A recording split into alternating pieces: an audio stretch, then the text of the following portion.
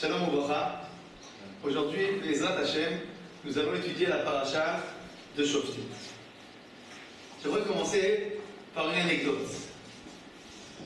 Rabbi Yonatan Ebeshitz, vous avez entendu parler de lui?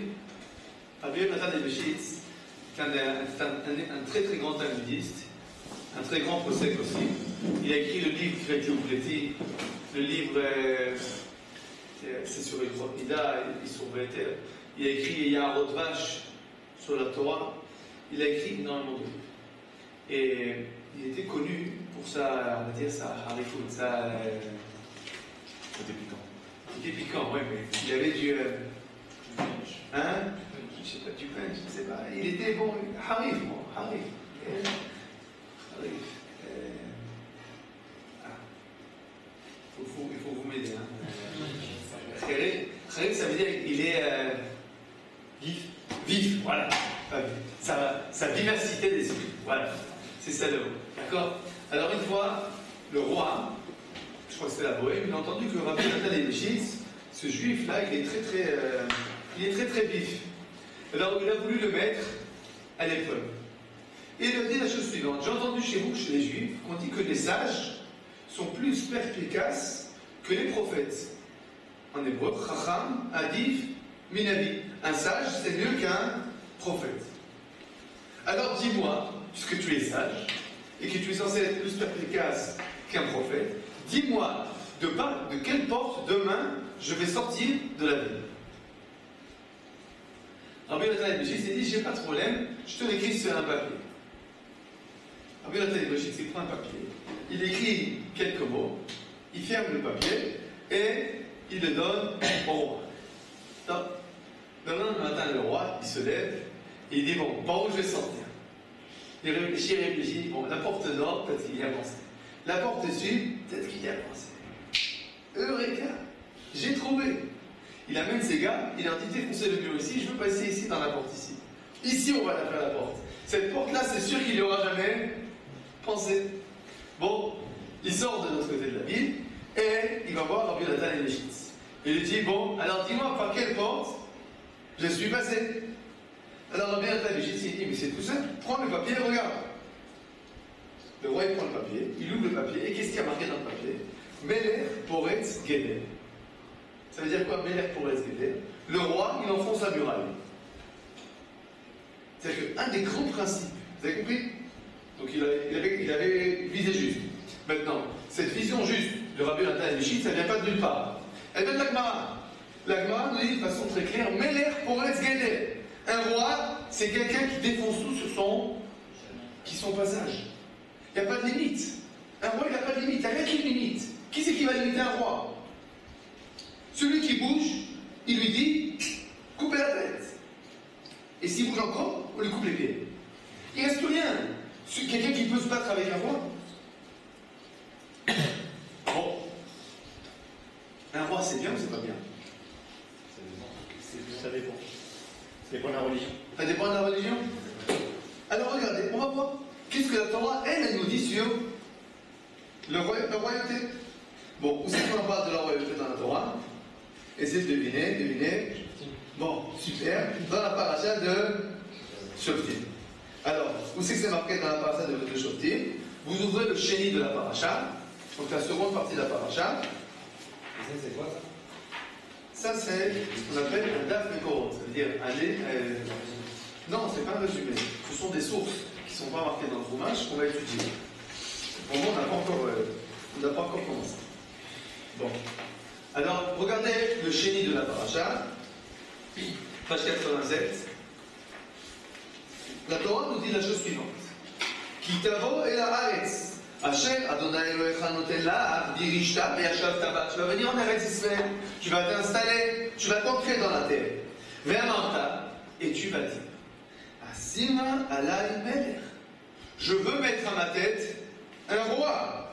Kechol hagoyim asher slivotai, ainsi que toutes les nations qui m'entourent. Som tasima lecha melech. Mets à ta tête un roi. Fais attention, que ce soit quelqu'un qui est agréable aux yeux d'Akadosh Baruch Hu. Tu devras mettre en tant que roi quelqu'un qui est ton frère, un juif. L'autre, tu n'as pas le droit de mettre un goy à ta tête. Et pourtant, même si c'est un goy, il peut quand même faire des choses bien.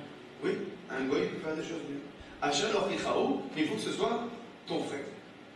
Très bonne question, pourquoi pas un goy? En effet. Mais il y a des limites quand même. La Torah ordonne que le roi n'ait pas trop de chevaux, pas trop de femmes, etc. Bon, quand on lit cette psukim là, c'est bien d'avoir un roi ou c'est pas bien d'avoir un roi? Par exemple, c'est bien. A priori, tu viens, la Torah te dit, tu viens en Eretz Israël, tu dis je veux un roi, et Kadosh Baruch Hu te dit, tu veux un roi, prends un roi. Donc fais attention, on veut qu'il soit juif, pas qu'il soit goy.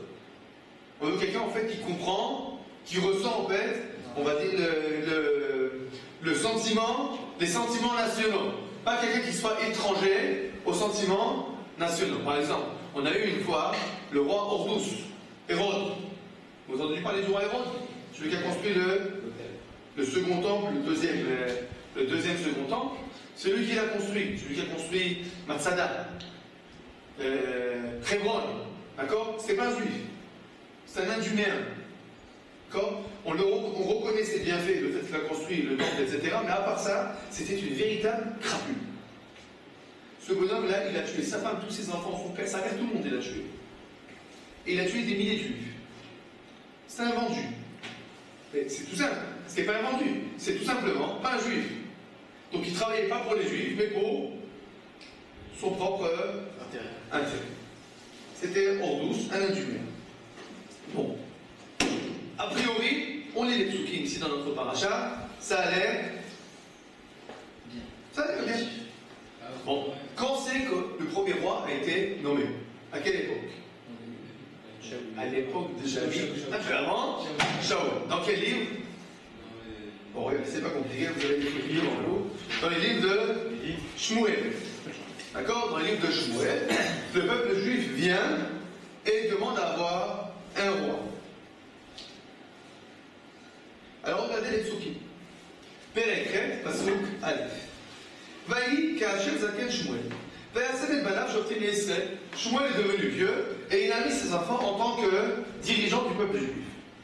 Vaï shem benoa bechor Yoel. Veshem ishneu Abia shoftim be'er Sheva. Son grand-fils c'était Yoel, le deuxième c'était Abia. Les deux habitaient be'er Sheva. Pasuk dalet. Vaï kaptu kol ziknei Yisrael vayavou el Shmuel aramata. Tous les enfants d'Israël viennent demander un entretien avec Shmuel à Rama. C'est un nom dans l'endroit. Et ils lui disent la chose suivante. Inne atazakata. T'es vieux. T'es vieux. Ubanecha lo alchu bedarkecha. Et tes enfants ne suivent pas tes chemins. Nous te demandons de nommer à notre tête un roi. Qu'est-ce que vous dites? Qu'est-ce qu'il doit répondre Shmuel? Parfait, excellent. C'est ce que la Torah vous a dit de faire. Bon, regardez la réponse. Vayera Adama ve'ene Shmuel. Shmuel n'a pas du tout aimé cette demande. C'était mauvais à ses yeux. Quand ils ont demandé à avoir un roi, et Shmuel, qu'est-ce qu'il fait? Il prie à Kadosh Baruch Hu pour faire quoi? Pour demander pardon. Ils demandent pardon. Je suis vraiment désolé qu'ils ont demandé un roi. Ils sont petits, ils sont bêtes, ils n'ont pas réfléchi. Fais pas attention. Alors Kadosh Baruch Hu répond à Shmuel. Shema b'kol b'kol asher yomu elecha. Fais ce qu'il te demande. Qui d'autre ramasse? C'est pas toi qu'ils ont en dégoût. Qui odimasu? C'est moi qu'ils ont en dégoût. Mimelor alehem de régner sur eux. C'est Dieu qui dit ça. Donc Dieu il dit, quand les pays Israël, après des centaines d'années qu'ils sont en Eretz Israël, ils demandent finalement, on veut un roi. Qu'est-ce qu'il dit à Kadosh Baruch Hu? Comment il réagit? Ils m'ont pris en dégoût.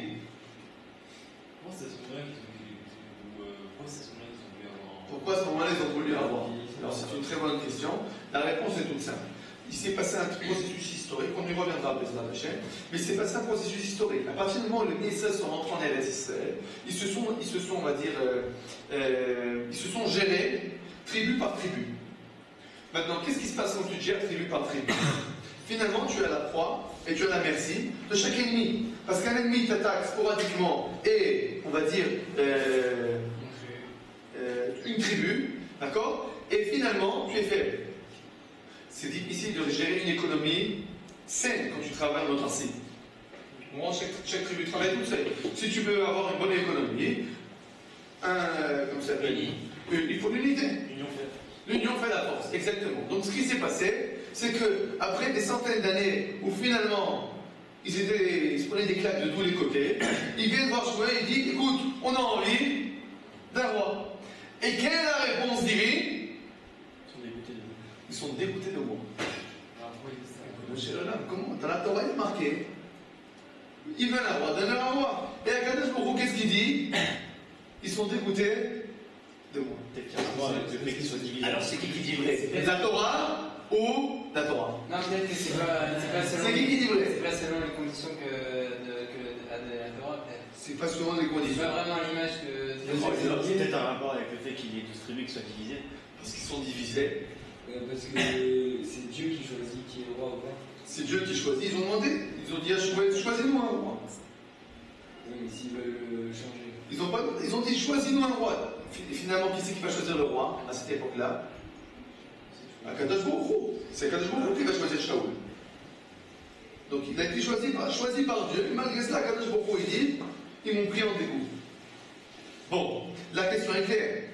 Nous sommes en fait, on va dire, écartelés entre les psukim de Parashat Shoftim et les psukim de Sefer Shmuel.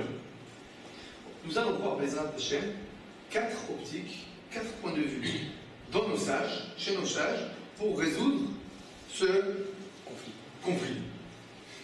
D'accord? Pour résoudre ce problème. Merci, j'aime beaucoup m'aider. Bon, alors. Voyons voir. Première optique, Abravanel. Don Isaac Abravanel. Vous avez entendu parler de Don Isaac Abravanel? Don, c'est quoi Don? Don, c'est quoi Don? Don Juan, oui, c'est quoi Don Juan? Don Juan.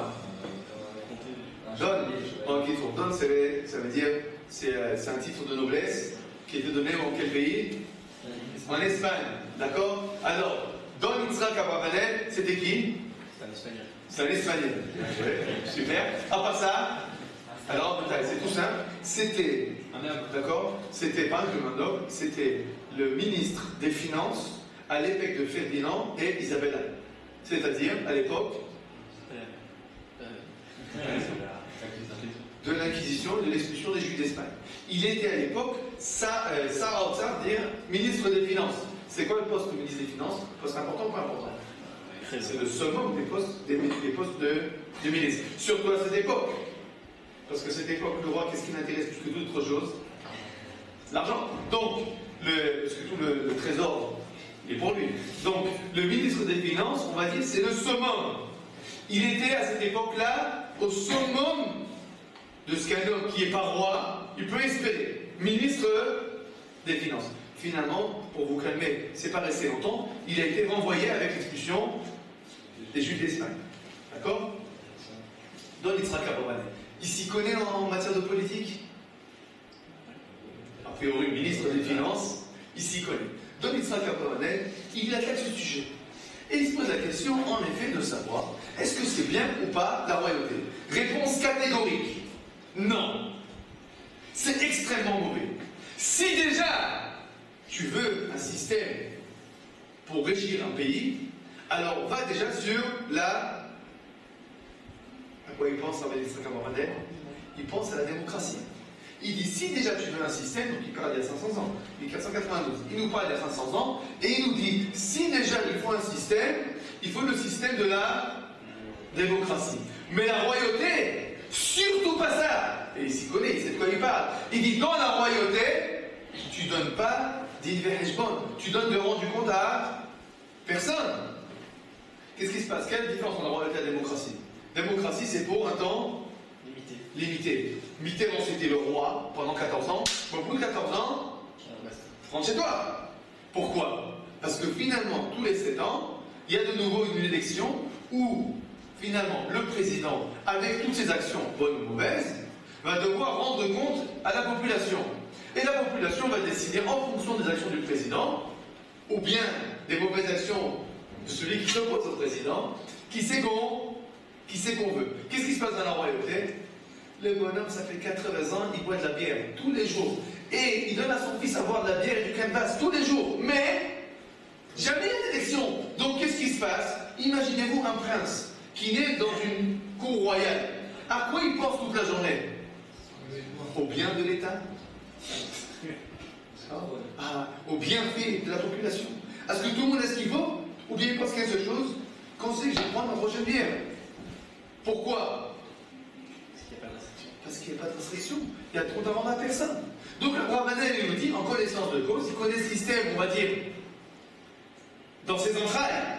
Et il dit, la royauté, c'est la dernière chose, c'est le dernier système auquel il faut aspirer. Ouais, mais pour un roi juif, c'est pas pareil.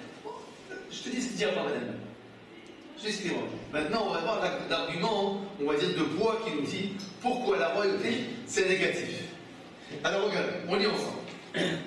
Véchénite, deuxième argument. Je vous ai dit le premier argument par oral. Deuxième argument. Même si on dit que d'accord, un roi c'est important, pour un peuple, pour qu'il y ait de l'ordre, il est bien Israël et ça c'est bien pour tous les peuples, mais pour le peuple juif, non. Qui a au moins Israéli, l'autre il s'arrête là. Le peuple juif, il n'a pas besoin d'un roi. Il n'a pas besoin d'un roi pour faire sa guerre. Pourquoi? Écoutez l'argument. Les filles, chez Israël, Nosha, Bachem. Qui c'est qui fait gagner les guerres au peuple juif? Akadosh Baruch Hu. C'est Akadosh Baruch Hu qui est au sein de nos armées. Maintenant, donc quel est l'argument qui nous dit en fait Abraham? Il y a déjà un Dieu. Il y a déjà Akadosh Baruch Hu. Si on a foi en Dieu, Si on a foi en Dieu, on n'a pas besoin d'intermédiaire. Écoutez, qu'est-ce qu'il dit Shmuel à l'époque de Shmuel? Qu'est-ce qu'il dit à Akadosh Baruch Hu? C'est pas toi qu'ils ont en dégoût. C'est qui qu'ils ont en dégoût? C'est moi. Pourquoi Akadosh Baruch Hu dit qu'ils m'ont en dégoût? Ça veut dire quoi? Je ne vous suffis plus. J'ai pas été suffisamment gentil avec vous. Je vous ai pas suffisamment. ils ont toujours été habitués à un guide. Moi, cher Rabbeinu, c'était un guide. D'accord? Alors il y a un guide. Psychologiquement, ils avaient besoin de. Jusqu'à présent, le guide, c'était qui? C'était jusqu'à présent, c'est-à-dire le. Jusqu'à l'époque de Shmuel. C'était Dieu. Le guide, non, c'était pas Dieu. C'est Moshe ou. C'était Dieu, par l'intermédiaire de qui? Moshe. Mais c'était clair. Moshe ou Yoshua. Moshe, Yoshua, qu'est-ce qu'il y a de commun tous ces gens-là? Shmuel. Prophète. Le prophète, c'est qui en fait?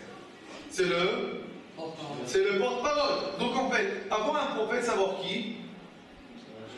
On veut la volonté divine. Et quand on a une question à poser à la Kadosh Baruch Hu, on pose la question au prophète. Le prophète il prend le téléphone et il dit bon Dieu, qu'est-ce qu'on fait? Et il dit la réponse c'est clair.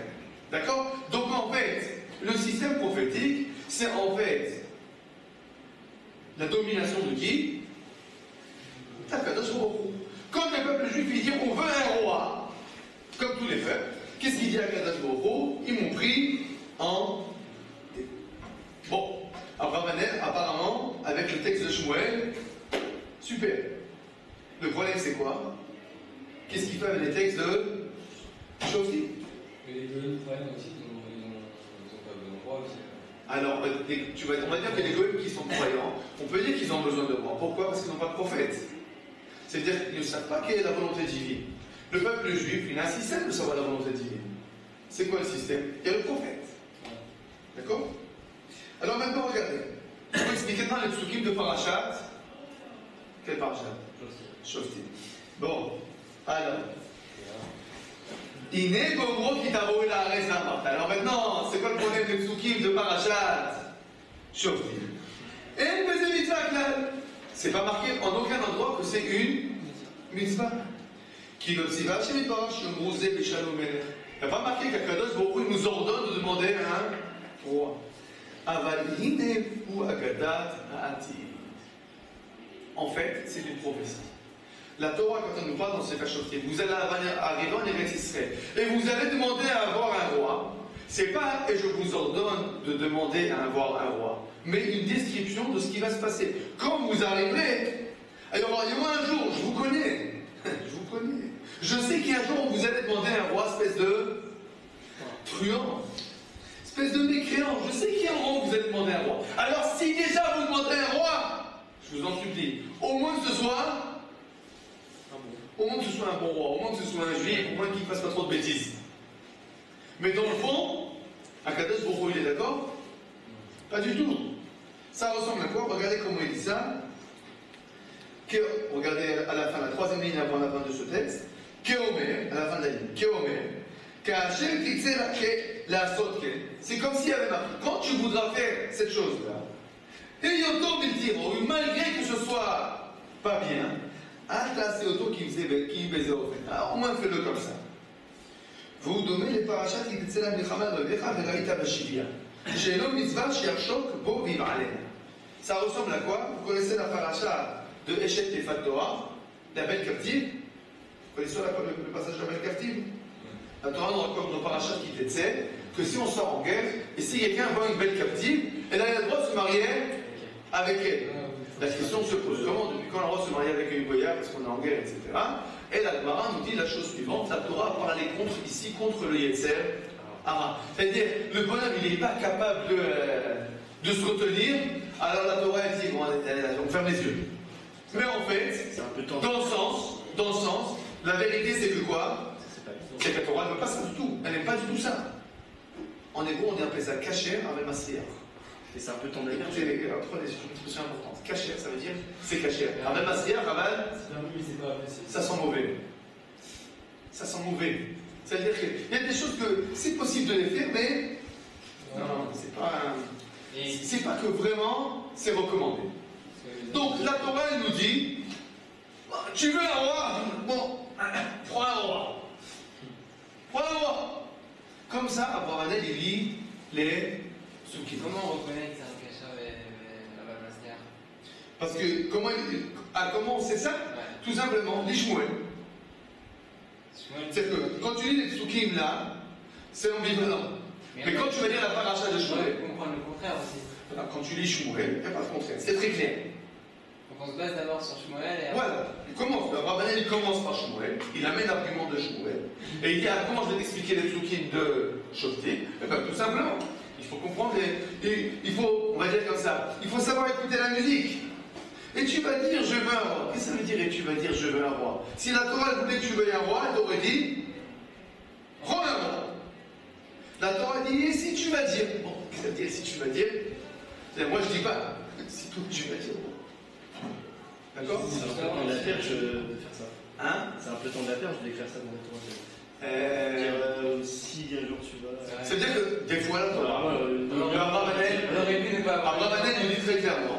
Le Abravanel dit très clairement, on va dire dans la lignée de ce que nos sages nous enseignent au niveau de Eshet Tefat Torah, qu'il y a des fois où la Torah, elle parle, mais comme on l'a dit, elle parle de choses qui sont possibles, elle pas du tout. Recommande. Oui, mais Je vais vous dire quelque chose. J'ai trouvé dans le Midvarim Rabbah, dans le Midrash, quelque chose qui va, un Midrash, nos sages, ils vont dans le sens du Abravanel. Regardez, vous avez vu dans le Midvarim Rabbah, qui t'avoue la Haaretz, Rabbanan, nos sages ont dit. Amar Akadosh Baruch Hu l'Israël. Dieu a dit aux enfants d'Israël, Banaï, moi je voulais que vous soyez libres de la royauté. Minaï, d'où on sait que Akadosh Baruch Hu c'est ce qu'il voulait. Chez Neymar, c'est marqué dans les Mila. Péré les moules midbar. Vous êtes comme un péré, un âne sauvage dans le désert. C'est quoi un âne sauvage dans le désert? Hein? C'est-à-dire qu'en fait, il n'a aucune. Ou là. Non, pas aucun repère. Il n'a aucun joug. Il n'a aucune charge. Il n'a aucun joug. Keshem Shapere Gadeb Amiba. Comme l'âne sauvage est dans le désert. Vene Matadamala. Il n'a pas peur des hommes. Il n'y a personne qui lui met son joug.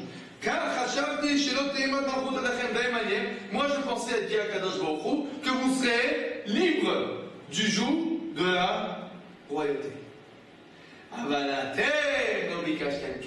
Mais vous voulez les choses autrement. Donc vous voyez que nos sages, dans le Dvarim Rabbah, dans le Midrash Rabbah, nos sages, ils vont dans quel sens? Le sens du Abravanel. Donc la royauté, Abravanel dit. Donc on va dire c'est Abravanel. il nous dit, c'est bien ou c'est pas bien? Il dit c'est un erreur. C'est une faute. De demander un roi, c'est en fait une faute. Première vision, première optique. Deuxième optique. Deuxième optique, on la trouve aussi dans le Midrash. Je vous ai parlé du texte du Midrash, on va voir dans les commentateurs. Juste, il y a écrit quoi Il y a écrit quoi là? dans le. Alors, Rabban Hillel dit, je sais que vous allez venir en Eretz Israël. Je vais tout vous donner, et parce que vous êtes des véritables ingrats. Au lieu de me dire merci de tout ce que j'ai fait pour vous, vous allez me dire, laisse-nous tranquille, donne-nous un roi. D'accord? On va voir maintenant le pied rouge de Rav Saadia Gaon. Les Géonim, vous entendez parler des Géonim? Les Géonim, ce sont des rabbiniques qui étaient à l'époque, on va dire comme ça, un peu avant l'an 1000. C'était l'époque qui est. Il y a les Tanaïm, ceux qui ont écrit la Mishnah. Les Amoraïm, ils ont écrit la Gemara. Les Saboraïm ont vérifié le texte de la Gemara. Et ensuite, les Saboraïm, nous avons l'époque des Géonim. D'accord? L'époque des Géonim, on va dire, elle se termine avec Rabbeinu Hananel. Un des derniers des Géonim. C'est ceux qui apprenaient par cœur et qui récitaient devant les. Ça, c'est un aïm. Ça, Ça, c'est un aïm, c'est les premiers. D'accord? Donc, on parle maintenant des Saboraïm, des Géonim. Rav Saadia Gaon, d'accord? Si je ne me trompe pas, aux environs de l'année 950. Bon. Qu'est-ce qu'il nous dit Rav Saadia Gaon? Som Tassim Alecha Melech, tu vas mettre sur toi un roi. Comment il dit? En deux mots. En deux mots. Moutar Alecha Alami Lecha Melech. Moutar, t'as droit.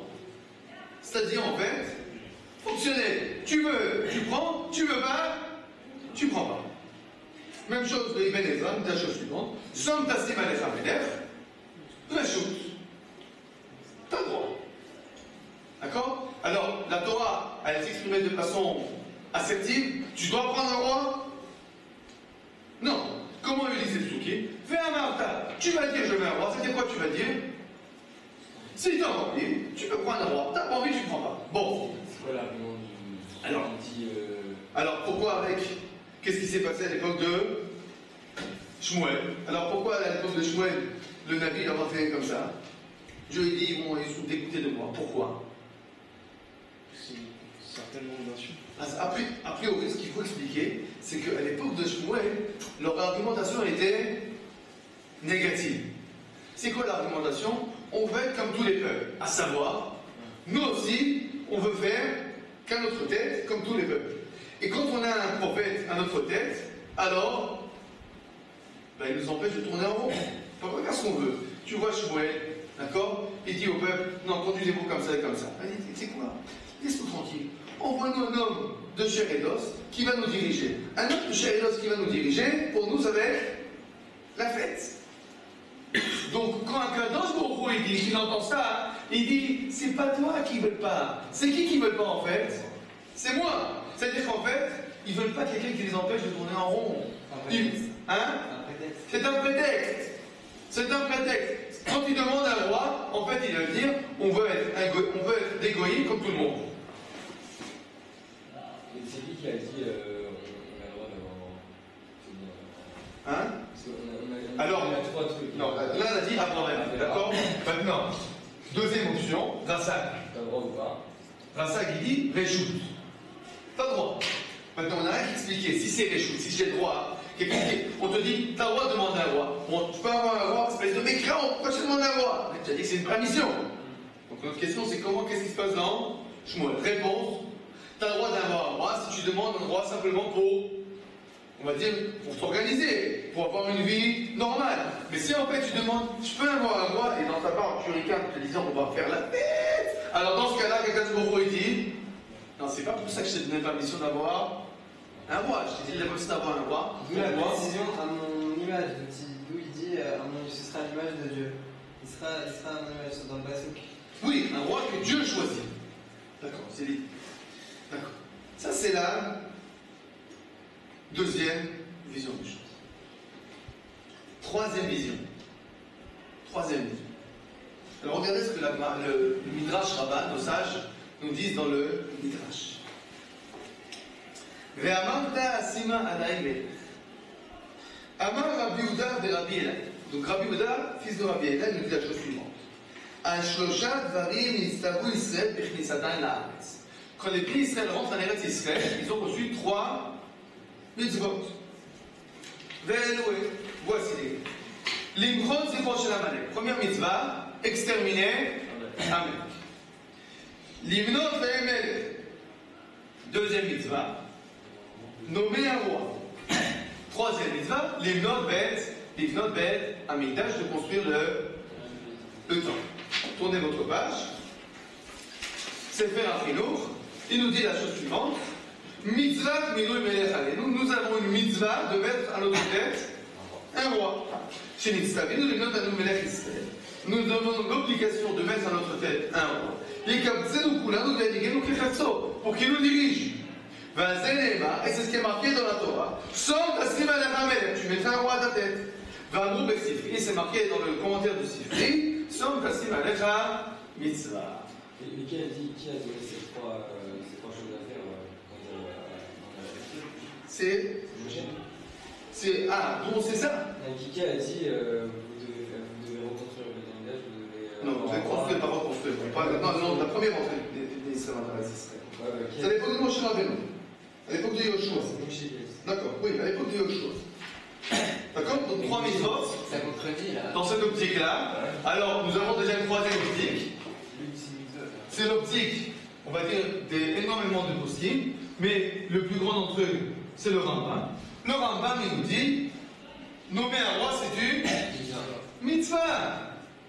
Ils n'aiment pas le Rambam parce que c'est Dieu directement. C'est dans les textes, évidemment, mais comme on l'a vu précédemment, même cette option-là, il y a aussi des textes qui vont avec. C'est-à-dire qu'en fait, ce que tu es en train de te rendre compte, c'est que cette question-là, de savoir est-ce que le roi c'est quelque chose de positif ou négatif, c'est pas une question neuve, c'est une question qui va commencer déjà chez nos sages, dans les Midrashim, qui va continuer chez les Rishonim, donc les grands décisionnaires, jusqu'à aujourd'hui.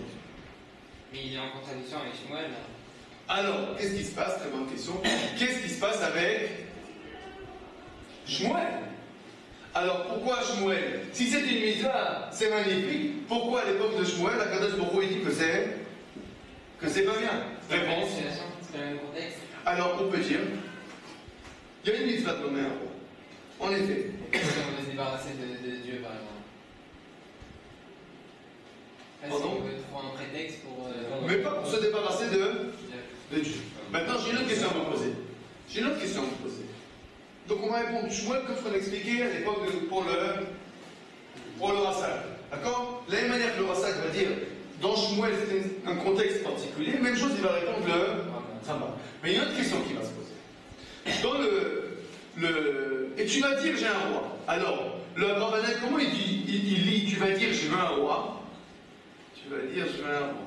Ça veut dire, en fait, la Torah nous décrit la catastrophe qui va se passer, que tu vas dire, je veux un roi. Le Rassa, comment il dit, tu vas dire, je veux un roi?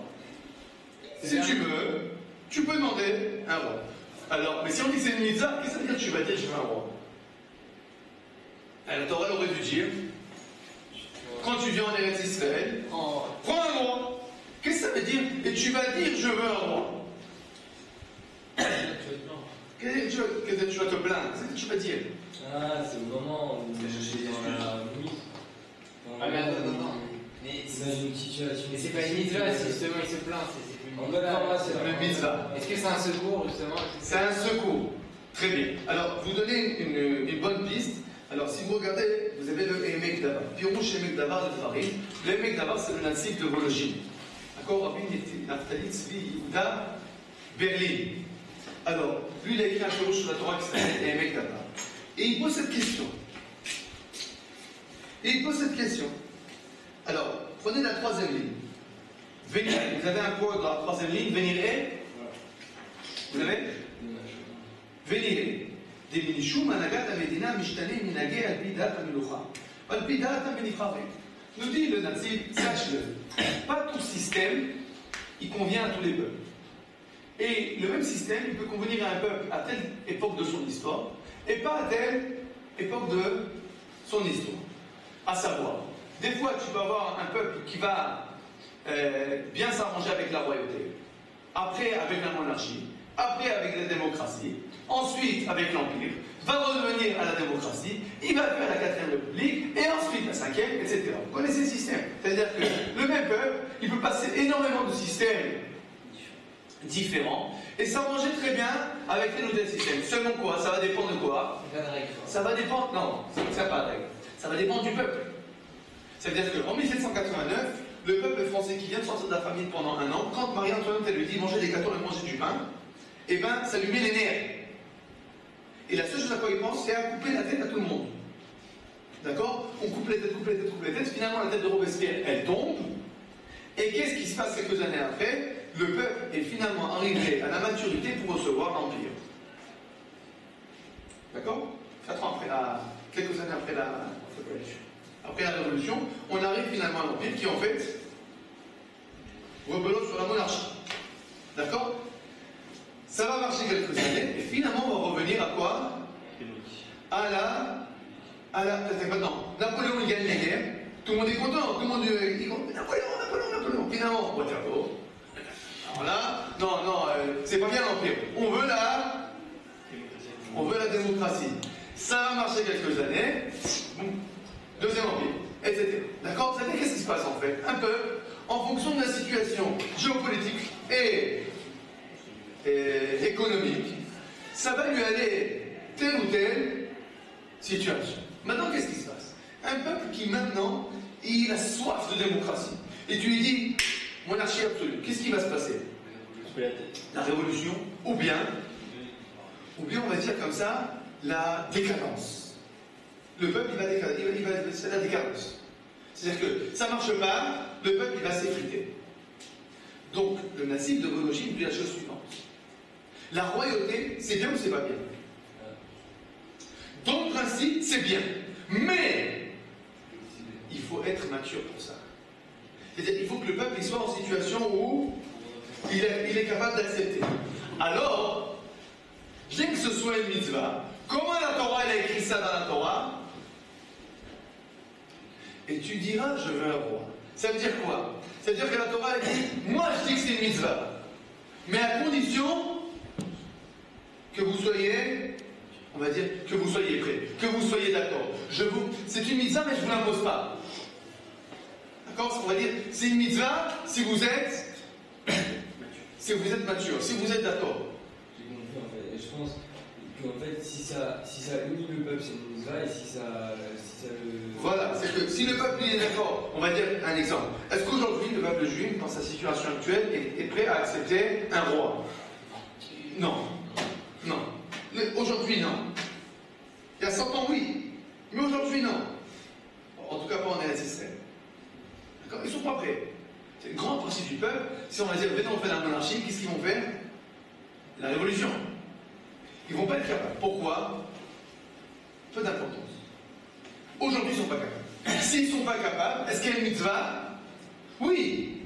Mais c'est une mitzvah qui dépend. Elle reste, on va dire, elle reste théorique. Que quand on est capable. Alors, il y a beaucoup de mitzvot qui sont comme ça. Par exemple, quand c'est qu'on a mis des tzitzit? Non. Quand tu as un habit de 4 points. Si tu n'as pas d'habit de 4 points, tu ne peux pas des tzitzit. Ça veut dire que tu as une condition. Tu as une condition à remplir. En effet, la condition à remplir, on va dire, c'est la maturité. Par exemple, je donne un autre exemple. Quand c'est qu'un homme doit avoir des enfants? Un homme, quand c'est qu'il doit avoir des enfants? Et quand c'est qu'il doit se marier? À 13 ans? À 13 ans? C'est qui le dernier qui a vu qui s'en va à 13 ans? C'est-à-dire, c'est vrai que c'est une mitzvah. T'as une mitzvah de te marier, mais t'as une mitzvah de te marier quand? Quand t'es mature.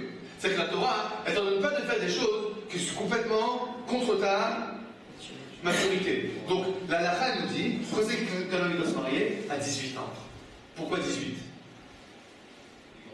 Parce qu'a priori, à 18 ans, quelqu'un qui est déjà, on va dire, il pouvait avoir des enfants depuis l'âge de 13 ans, mais il faut bien qu'il rentre quelque chose dans son crâne, d'accord? Si aujourd'hui tu dis, je peux me marier, je te réponds très clairement, non! Pourquoi? Ben, Non, tu peux pas. Il faut que tu étudies un peu, il faut que tu rentres quelque chose dans la tête, il faut que tu aies un peu de vécu pour que quand tu te maries, tu vas te marier de façon normale, de façon réfléchie, de façon raisonnée. Que tu vas pas te marier aujourd'hui et demain te divorcer. Donc, si tu veux, c'est clair que dans la Torah, il y a des mitzvot qui sont, on va dire, conditionnels en fonction de la situation. Alors, le Netsi de Bolochi dit, il y a une mitzvah. En effet, il y a une mitzvah d'être un roi. Mais dans quelle situation? Si tu es. Mais un truc que je comprends pas, c'est que de base, le juif, il est censé être mignon déjà pour être soumettre au roi des rois, à Dieu. Comment il peut dire qu'un juif est Dans le principe, quelqu'un qui a 13 ans, il peut se reproduire. Dans le principe. Non, mais. La réalité, elle ne va pas avec les principes. La réalité, elle est soumise à d'autres lois que la loi de la théorie. C'est-à-dire qu'en théorie, d'accord, tu vas prendre les animaux. Quand ils sont matures sexuellement, eh ben, ils se reproduisent. Mais les êtres humains, ça ne marche pas comme ça. Pourquoi? Tout simplement, on n'est pas des animaux.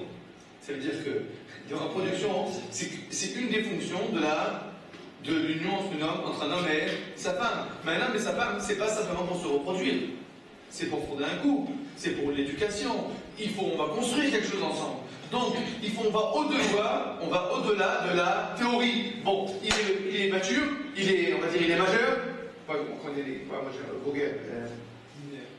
Non, il est adulte. Il est adulte, d'accord? Donc, il peut se marier. Non. Non.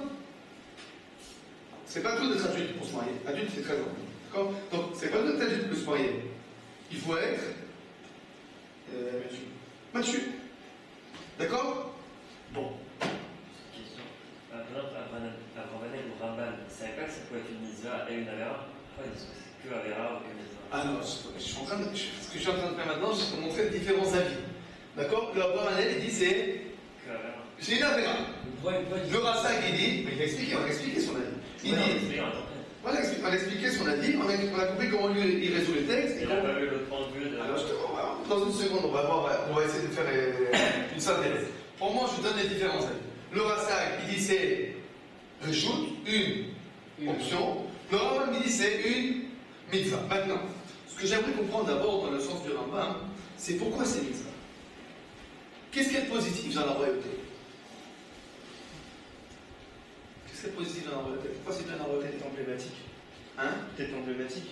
C'est emblématique, d'accord. Mais pourquoi c'est important qu'on ait un roi? Pourquoi pas? Je vous pose une question.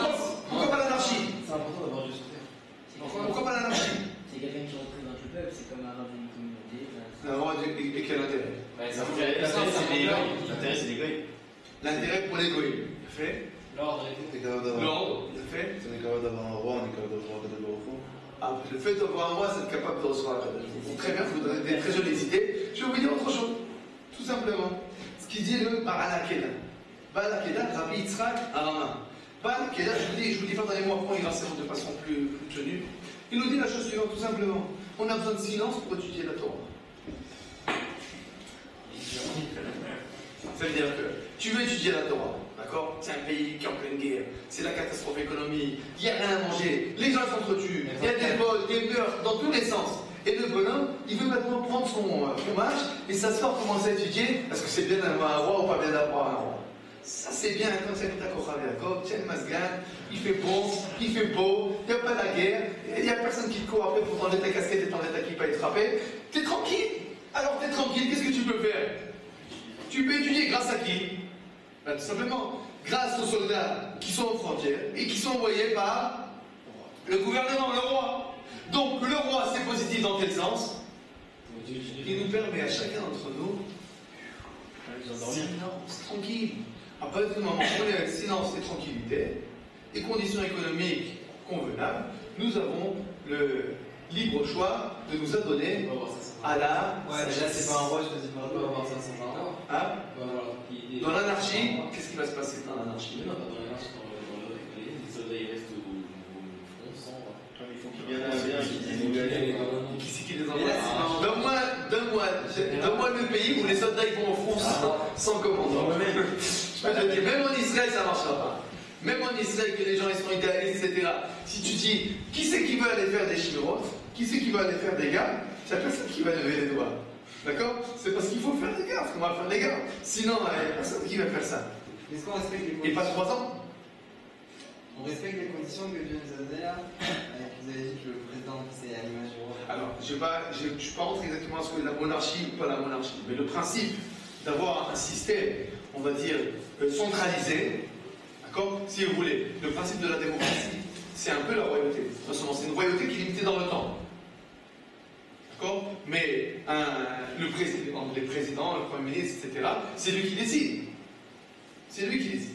D'accord? Donc ce qui va se passer, on s'est limité dans le temps pour éviter le système, on va dire, du profit. Maintenant, ce qui se passe en fait, nous dit la Kéda, pourquoi on a besoin d'un roi? Pour la tranquillité d'esprit. Pour qu'on puisse étudier tranquillement. Et puis étudier tranquillement. Bon, c'est la troisième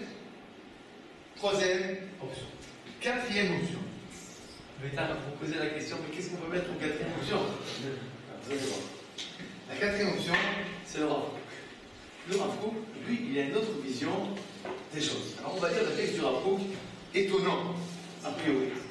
Le Rav Kook, Rav Avraham Yitzhak HaKohen Kook, c'est le premier grand rabbin d'Eretz, en Eretz Israël, le premier grand rabbin de l'époque moderne. Avant. Hein? Je ne sais pas s'il faut mettre forcément le bien qui va, mais on va dire comme ça. C'est le père spirituel, d'accord, du mouvement sioniste religieux, mais pas que. C'est-à-dire que, si tu veux, c'est lui qui c'est le fondateur de la rabbanout harashit, du grand rabbinat d'Israël. C'est lui le fondateur, c'est le premier grand rabbin. Maintenant, il a écrit énormément d'œuvres, on va dire, qui sont novatrices dans la manière de traiter du sujet de un État juif, le retour du peuple juif sur sa terre, etc. D'accord? Maintenant, le Rav Kook nous dit la chose suivante. On va lire ces paroles, a priori incompréhensibles, et on va essayer de comprendre quel est le sens profond de cette ordre. En Medina Aosher Aelion Shel. Nous dit le Rav Kook, sache, de façon générale, l'État, c'est pas quelque chose qui a un lien avec le bonheur de l'homme.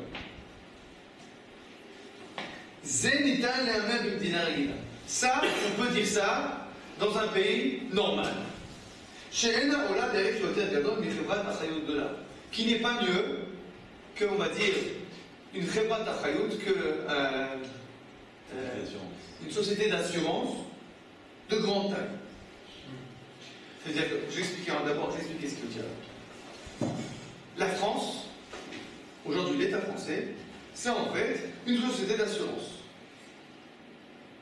D'accord? Vous avez par exemple, comment ça s'appelle, la sécurité sociale. Mais en fait, la sécurité sociale, c'est en fait, on va dire, un des bras de l'ensemble de l'État français, qui n'est rien d'autre qu'une grande société d'assurance. À savoir, tu veux défendre le Vinci. Tu veux défendre le Vinci. Bon, c'est bien de vouloir défendre le Vinci. Alors, qu'est-ce que vous allez faire au Vinci? Disons que les Allemands, ils attaquent. Alors, ils attaquent quoi? Ils ont décidé d'attaquer le Vinci. Alors, qu'est-ce qui se passe? Toute l'école du Vinci, il sort avec ses pistolets à eau et il dit qu'ils vont faire plus clou, ils vont faire plus rapide. D'accord? Maintenant. Bon, alors après, il va attaquer Paris. Alors, qu'est-ce qu'ils font à Paris? Il dit tous les soldats de Paris que chacun se mette à l'entrée de sa porte pour défendre sa maison. Est-ce qu'on va gagner la guerre comme ça? On est sur la défense. Impossible. Pourquoi? Parce que, impossible, si tu peux pas gagner une armée avec les trois conduits. En face d'une armée, il faut mettre une arme. Mais le but, en fait, c'est quoi? C'est sûr. Qui survivre? Qui? Chacun des particuliers. En fait, l'État, il est là pour quoi? Il est là pour subvenir aux besoins du particulier. Seulement quoi? Le particulier n'est pas capable de subvenir à ses besoins de façon, on va dire, satisfaisante si il ne se met pas au sein d'une collectivité. C'est-à-dire que pour défendre ma maison, le meilleur système, c'est de m'engager à l'armée. Parce que je ne peux pas défendre ma maison tout seul. J'ai besoin d'aide de mon voisin. Mais mon voisin il me dit, mais attends, pourquoi tu veux défendre ta maison et pas toi la mienne? Bon, alors tu sais quoi? On fait un roulement. Bon, mais à deux, on ne peut pas aller loin. Bon, alors on va faire avec tout l'immeuble. Et l'immeuble avec l'immeuble d'à côté. Mais en fait, le but, c'est quoi? C'est dépend de ma maison. C'est tout ce qui m'intéresse. Et l'État est là, en fait, pourquoi? Pour subvenir aux besoins du particulier. Vous avez compris? C'est-à-dire que l'État n'a de lieu d'être que si quoi? Que si chacun des particuliers gagne au change qu'il y ait un État. Si l'État ne répond pas à ce besoin, alors finalement, pourquoi j'ai besoin d'un État? Je préfère vivre tout seul. Je vis en collectivité parce que j'y gagne, moi, en tant que particulier. D'accord? Donc le Rav Kook nous dit, sache que, de façon générale, l'État, dans la vision naturelle, ce n'est rien d'autre qu'en fait une grande société d'assurance. C'est quoi le principe d'une société d'assurance? C'est en fait tout ce qui m'intéresse, c'est quoi? Quand je paye l'assurance, c'est pourquoi? Pour que l'autre y reçoive? Non, c'est pourquoi je paye. Pour que moi, j'en reçoive. Seulement quand je dis, écoute, si je dois payer moi pour recevoir 3 millions, j'aurai jamais d'argent pour mettre 3 millions. Alors je mets toi, 100 lui, mais 100 l'autre, mais 100. Ça fait un qui récupère le pactole. Mais le principe, il est le même. Le but, c'est quoi quand je paye ma société d'assurance? C'est l'autre? C'est que la société d'assurance ait de l'argent? Non. Le seul but, c'est quoi? Que moi, j'y gagne. D'accord? Donc l'État, de façon générale, c'est une grande société d'assurance. Chez Nishirou, monnaie à la mais les grandes idées, les grands idéaux, qui sont en fait, on va dire, l'apanage de l'être humain. Mais il plane au-dessus de l'État, mais il ne touche pas. C'est-à-dire qu'en fait, l'État, il est amorphe, il est translucide, il n'a pas de couleur. L'État en lui-même, c'est une société, on va dire, on a dit une société d'assurance, c'est-à-dire que c'est pas quelque chose qui véhicule un idéal, c'est pas quelque chose qui véhicule un message. Le seul message qu'il véhicule, c'est quoi? Mon intérêt particulier. Maintenant, tu as des idéaux à faire vouloir passer, d'accord, c'est ton problème. Pour ça, qu'est-ce que tu vas faire? Tu es en France, tu veux passer un idéal. Qu'est-ce que tu vas faire? C'est pas l'État qui va s'en occuper. C'est qui va s'en occuper? Toi, en tant que particulier, tu vas chercher une personne avec ton idéal et vous allez essayer de faire passer votre message par la presse, par etc. Mais l'État, c'est pas son problème. L'État, lui, c'est une société d'assurance. Mais c'est pas la même chose pour un pays qui, dans son essence, est un pays idéaliste.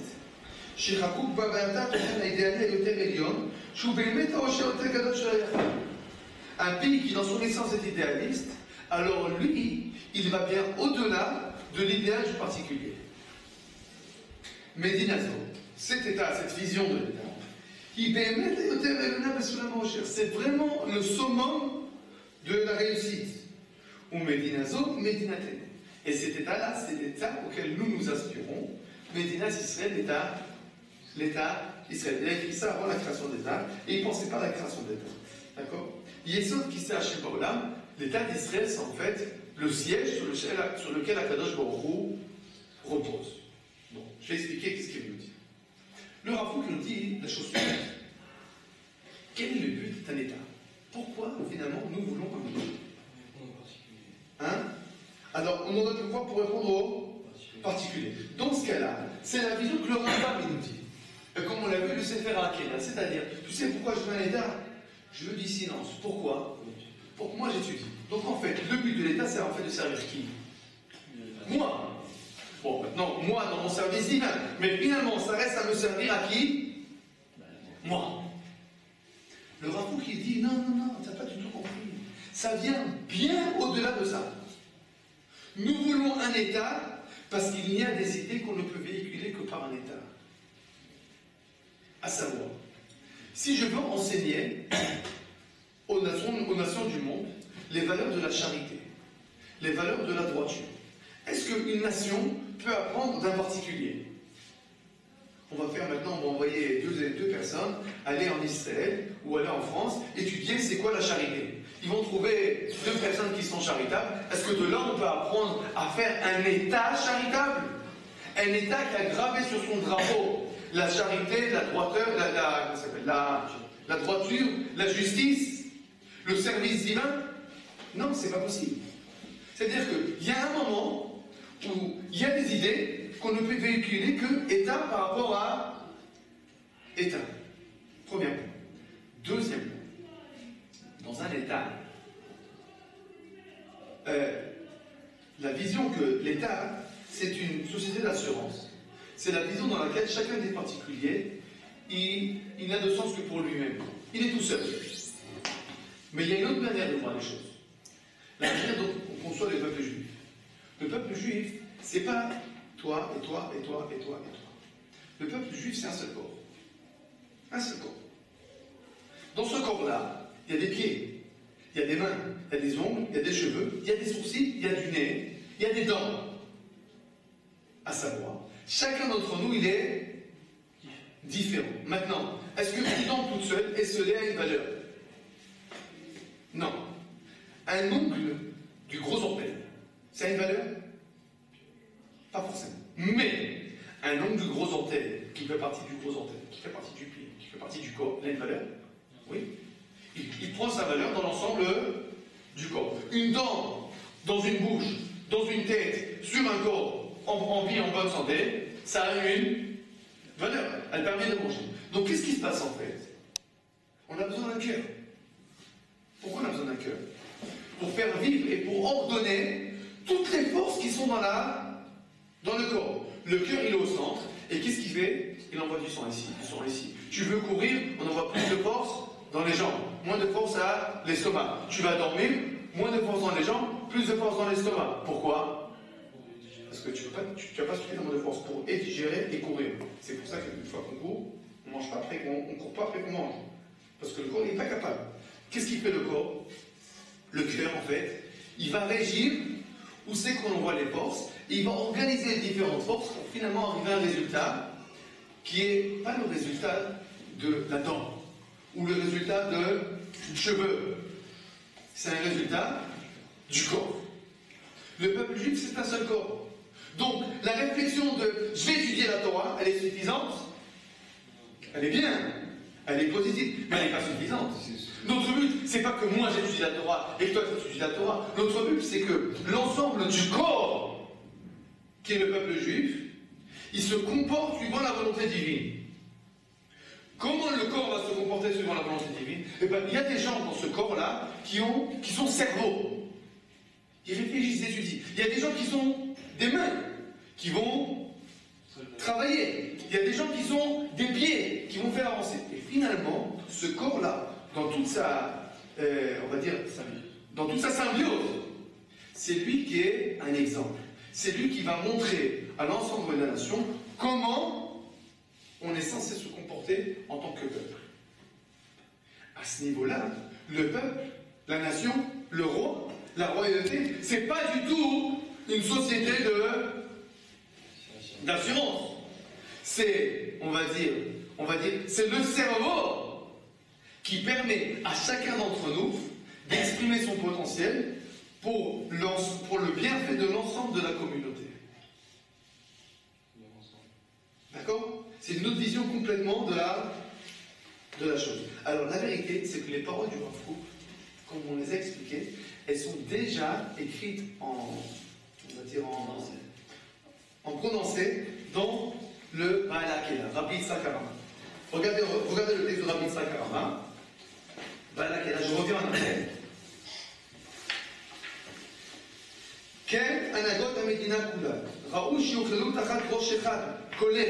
C'est important que tout soit sous une seule tutelle. Vous m'amenez, donc c'est le roi, qui parle son droit de sa royauté. C'est comme celui qui va régir l'ensemble des membres du corps.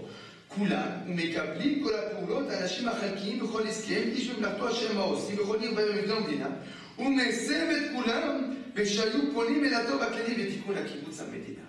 Donc le roi, c'est comme le cœur, qui va diriger l'ensemble des membres pour arriver en fait au bienfait de l'ensemble du corps.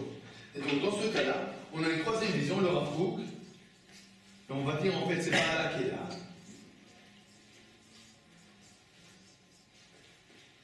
La nation, c'est pas simplement une mitzvah, mais on va dire qu'on sert une matara.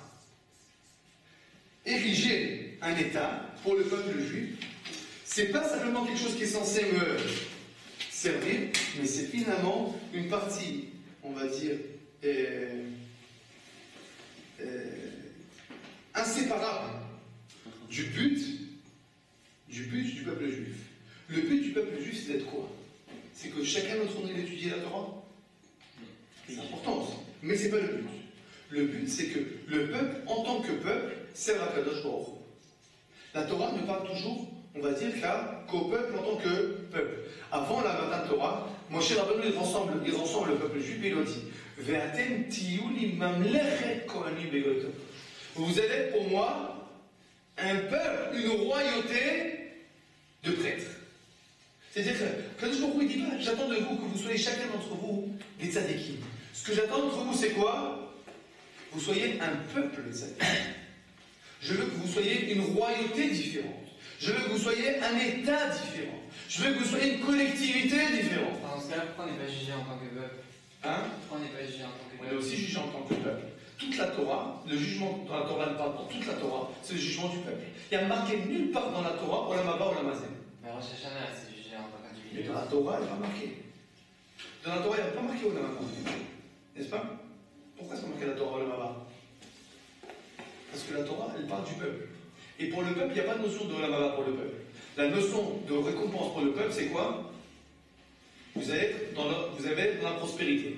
C'est pour ça que toutes on va dire, toutes les promesses de la Torah sont des promesses au collectif. Parce que la Torah, elle parle au collectif. Évidemment, tu ne peux pas arriver au collectif sans passer par un individu. D'accord? Pour arriver à avoir un état tzaddik, il faut qu'il y ait des tzaddikim. D'accord? Mais avoir des gens tzaddikim, ça ne veut pas dire avoir un état tzaddik. À quoi ça ressemble? Disons que tous les juifs, ils se mettent dans la même société d'assurance. Est-ce que ça veut dire que la société d'assurance, elle est juive? Vous connaissez la différence entre une école juive et une école de juifs? C'est quoi la différence? C'est quoi une école de juifs? C'est une école où il y a des juifs. Il n'y a que des juifs. Mais est-ce que c'est une école juive? Pas une chose. Une école juive, ça veut dire quoi? Ça veut dire que l'école, dans son essence, en tant qu'école, elle cherche à véhiculer le message du judaïsme. Maintenant, c'est possible qu'une école juive, finalement, au niveau individuel, les gens vont être moins tzadikim que dans une école de juifs. C'est possible. Mais ça, c'est une école juive et ça, c'est une école de juifs. C'est-à-dire, ça, c'est une école qui cherche à véhiculer un message juif et ça, c'est une école qui enseigne les maths, la physique, etc. Seulement, c'est que des juifs. D'accord? Il y a des écoles comme ça en France.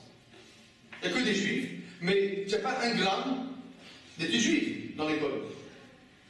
Et tu as des écoles où tu as beaucoup d'enseignements de judaïsme. On essaie de faire passer des messages. Bon, il y a des gens qui sont à l'intérieur, mais ils sont coussi coussins au niveau du judaïsme. Quel est le but? Bon, le but c'est de parler de évidemment. Mais quand la Torah nous parle, elle nous dit je ne veux pas une école de juifs, je ne veux pas un état de juifs, je veux un état juif. Vous avez compris la différence? Donc le rapport qui nous dit ce que la Torah dit je veux un roi, c'est extrêmement important. C'est pas une option, c'est pas une mitzvah personnelle. C'est quoi? C'est une matara. C'est un but pour l'ensemble du peuple juif. Bon. Matara, c'est quoi la traduction? But. C'est un but. Vous voyez, vous êtes d'accord qu'on a un crescendo là? Bon, d'accord. Bon. La question qui se pose, on va commencer par ça, c'est de comprendre pourquoi finalement la Torah, elle ne pouvait pas nous dire les choses de façon claire. Vous avez compris? On a le même façon, on peut le comprendre, 4 manières différentes. Justement, La Torah, elle ne pouvait pas nous dire de façon claire. Elle ne pouvait pas nous dire de façon claire. Dis-moi mon vieux, vous allez voir les Israël, alors je vous ordonne, c'est une grande mitzvah, nommer un roi. Non, mais il ne se contredit pas, les 4 lignes ne se contredisent pas. Ils ne se contredisent pas. Alors ça dépend de quoi? Ça dépend du contexte. La volonté. Ça dépend en fait de la volonté. En effet. Ces 4 manières-là, c'est les 4 manières de manger. Il y a quelqu'un qui peut manger, et quand tu vois qu'il mange, tu dis celui-là c'est un cochon. Il mange que des choses qui sont permises, mais il mange comme un cochon. Ça s'appelle Naval Beshut Torah. Quelqu'un qui est Naval, un impie avec la permission de la Torah, on va dire comme ça. Ça veut dire quoi? Quelqu'un, on a le droit de manger? On va manger. On mange on a mangé du steak, on va manger du steak? On va manger du steak. Quelqu'un, ce soit à 8h du matin, il mange le premier steak. 8h05, deuxième steak. 8h10, troisième steak. 8h15, comme ça, jusqu'à minuit 5. Toute la journée, il fait que manger. Il mange. Et tu dis, mais quoi, tu fais que manger? C'est permis de manger. Alors, on va manger ou on n'a pas manger? On va manger, alors je mange. Il dit, c'est vrai que la Torah te permet de manger. Mais la Torah, elle n'a jamais pensé, quand elle t'a dit que je te permets de manger, que ça veut dire que tu fais que ça. Si tu fais que ça, t'as rien compris. Alors, c'est vrai que tu fais quelque chose qui est caché, Rabazé. L'abus. C'est pas. C'est caché, mais ça sent mauvais. Alors, dans la vie, on peut manger, mais ça sent mauvais. On peut manger. Parfait. Ça veut dire, tu manges, bon, t'as le droit de manger. Non, on peut manger, et ça devient une mitzvah. Pourquoi? Je mange pour avoir des forces pour étudier. Ça devient une mitzvah. Et tu as celui qui mange, et quand lui il mange, les Mekoubalim, quand lui il mange, quand ils mangent, ils font des tikkunim. Ils mangent, ils font des. Le manger en lui-même, c'est une bonne action. C'est pas qu'ils mangent pour avoir des forces pour étudier. C'est que quand il mange, il sert Dieu dans sa manière de manger. C'est un autre niveau. Ils font pas pour eux. Ils font pas pour avoir des forces pour étudier. Ils font parce que quand je mange maintenant, alors je vois dans la nourriture qui est ici le fruit divin, et grâce à ce fruit divin que je mange maintenant, alors ce fruit, il devient partie de l'homme, c'est une élévation par rapport au niveau végétal, etc. C'est-à-dire que des pensées, on va dire, grandioses sur un raisin.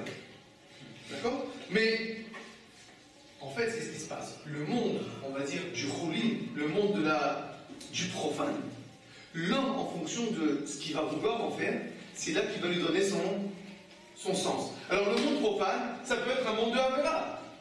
Le monde profane, ça peut être un monde réchoute, un monde, on va dire, neutre.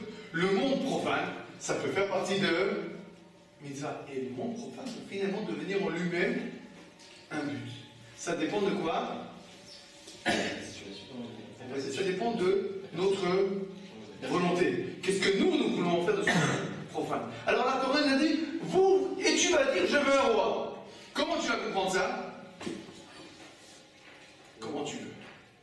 Tu peux comprendre ça de différentes manières. Ça va dépendre de toi. Comment tu vas le faire? Comment tu vas réaliser ça?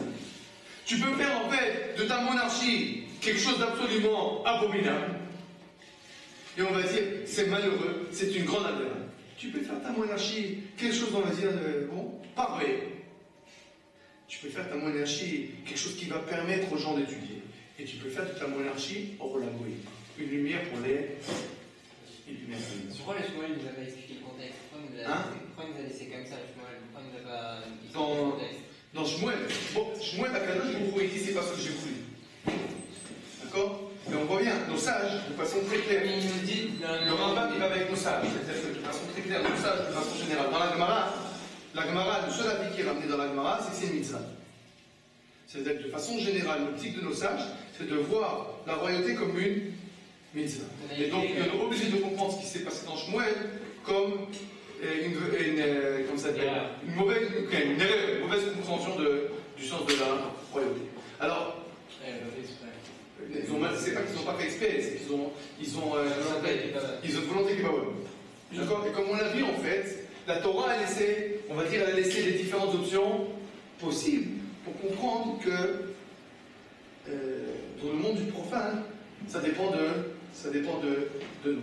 Alors, je terminerai par ces paroles. Dans tous les domaines, ça dépend de nous, en tout cas. Tout ce que nous faisons dans la vie, ça dépend de nous.